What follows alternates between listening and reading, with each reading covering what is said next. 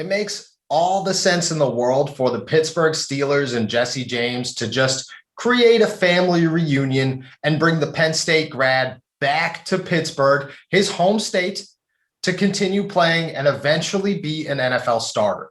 That's why Jesse James left, right? He left the Pittsburgh Steelers because he wanted to go sign for big money and compete as a starting tight end in the NFL.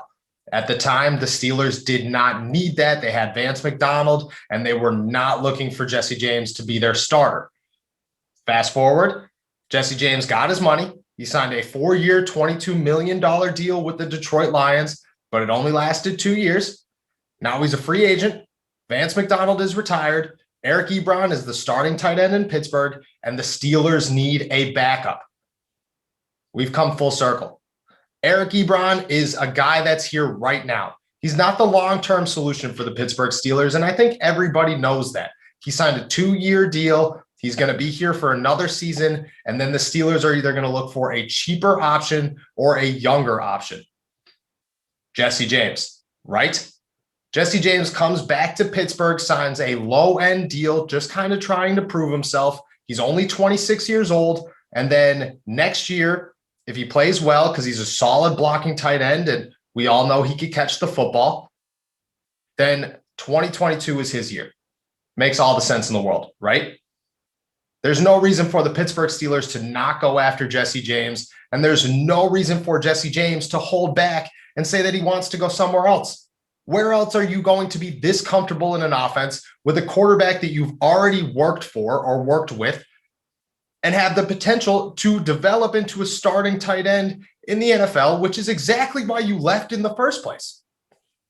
Everything adds up perfectly.